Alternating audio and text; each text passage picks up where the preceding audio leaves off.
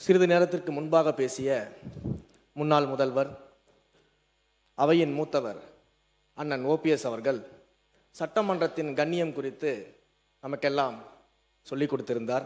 உண்மையில் முடிச்சிடறேன், சம்மந்தம் இல்லைங்க, முடிச்சிடறேன்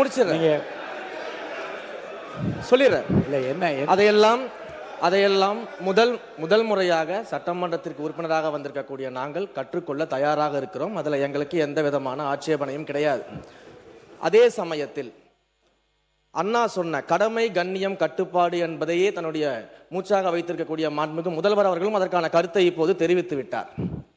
அண்ணன் அவர்களுக்கு சட்டமன்றத்தின் முதல் முறை உறுப்பினராக இருக்கக்கூடிய நான் ஒரு சிறிய வேண்டுகோளையும் வைத்துக் கொள்றேன். இந்த நேரத்தில் எப்படி கண்ணியம் குறித்து அண்ணன் எங்களுக்கு எல்லாருக்கும் சொன்னாரோ, அதே போல தங்கள் கட்சியினுடைய மாண்புமிகு எதிர்கட்சி தலைவருக்கும் சிறிதளவு அதை நீங்கள் சொல்லிக் கொடுக்க வேண்டும் அப்படின்னு நான் கேட்டேன். உறுப்பினர் ஏன் அப்படின்னா, என்ன ஏன் சொல்றேன்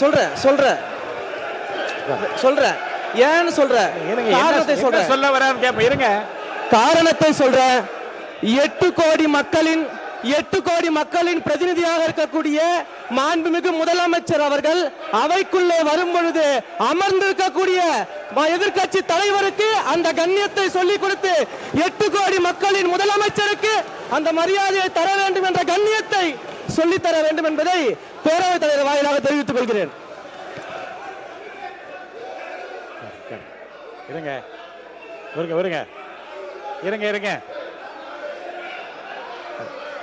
உட்காருங்க, நீங்க இருங்க, வாங்க. யாராவது ஒருத்தர் பேசுங்க, நீங்க பேசுங்களா, அவர் யாராவது ஒருத்தர் உட்காருங்க, யாராவது ஒருத்தர். இல்ல எல்லாரும் நீங்க இவருங்க, எல்லாரும் நீங்க பேசுறது இருந்தா வெளியில போய் பேசலாம். இங்க இருக்கவங்க யாராவது ஒருத்தர் பேசுங்க, யாராவது ஒருத்தர் இருங்க, ஒருத்தர் பேசுங்க, ஒருத்தர் உட்காருங்க, இருங்க. அவர் சொன்ன இருங்க, நீங்கள் அனைவரும் இருங்க. அவர் பேசுவதற்கு முன்பாகவே இருங்க பேசுறது. அவர் பேசுவதற்கு முன்பாக எல்லோரும் எழுதி நின்று நீங்கள் எதை பற்றி பேசப் போகின்றார் என்ன என்று தெரியாமல் குரல் கொடுத்து கொண்டே இருந்தீர்கள். அவர் என்ன பேசினார் என்பதை உள்வாங்கி இருந்தால் அது குறித்து நீங்கள் தாராளமாக பதில் சொல்லலாம். அவர் சொன்னது நீங்கள் புரிஞ்சுக்கிட்டீங்கல்ல, அவையின் கண்ணியத்தை பற்றி அவர் சொல்லி நாங்கள் ஏற்றுக்கொள்கிறோம், அதன்படி நடக்கவும் தயாராக இருக்கிறோம். இருங்க சார், இருங்க. அவர் சொன்ன கருத்தை புரிஞ்சுக்கோங்க.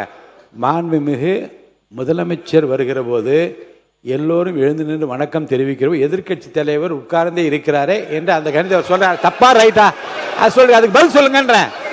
சொல்லுங்க, இருங்க, அதுக்கு பதில் நீங்க பதில் சொல்லுங்க. உங்களுக்கு பதில் சொல்ல அனுமதி அளிக்கிறேன். உறுப்பினர் நேரு அவர்கள், உறுப்பினர் நேரு, நீங்க சொல்லுங்க. அதுதான் அவர் கேட்டார், உட்காருங்க. அதுதாங்க அவர் கேட்கிறார், உட்காருங்க. உறுப்பினர் நேரு அவர்கள். மாண்புமிகு பேரவைத் தலைவர் அவர்களே, மாண்புமிகு பேரவைத் தலைவர் அவர்களே, மாண்புமிகு முதலமைச்சர் அவர்கள் மிக சிறப்பாக அதை கையாண்டார். நாங்கள் அதில் மகிழ்ச்சி. ஆனால் நம்முடைய எங்கள் திருச்சி மாவட்டத்தில் வெற்றி பெற்ற அமைச்சர் அவர்கள் அதை எதிர்கட்சி தலைவரை பற்றி சொல்வார். நாங்கள் கூட 5 ஆண்டு காலம் முதலமைச்சராக தளபதி அவர்கள் இருந்தார்கள். அப்படி தளபதி நம்முடைய முன்னாள் முதலமைச்சர் அவர்கள் இருக்கிற போது, அவர் வருகிற போது எதிர்கட்சியில் இருக்கிற தலைவர் எழுந்ததில்லை. இல்லை, கொஞ்சம் எழுந்ததில்லை. எனவே அது ஒரு குற்றக்குறையாக அல்ல, அவரவருடைய எண்ணம், அவருடைய நடைமுறை, அதானே தவிர அதை சொல்லும்போது அது சொன்னது வரைக்கும் நாங்கள் அதில் ஒன்றும் இல்லை. ஆனால் எதிர்கட்சி தலைவர் கற்றுக் கொடுக்க வேண்டும் என்றெல்லாம் அவர் சொல்ல வேண்டிய அவசியம் இல்லை. அதான் விஷயம். அவை முன்னவர் மாண்புமிகு பேரவைத் தலைவர் அவர்களை, ஏறத்தாழ மணி 12 ஆக போகிறது. மாண்பு உறுப்பினர் அத்தனை பேரும் அந்த துறையினுடைய சார்பாக பேச வேண்டியதை விட்டுவிட்டு அரசியல் பேசிக் கொண்டிருப்பதை மாண்புமிகு அவைத்தலைவர்கள் அதற்கான ஒரு முற்றுப்புள்ளி வைக்க வேண்டும் என்று கேட்டுக்கொள்கிறேன். உறுப்பினர்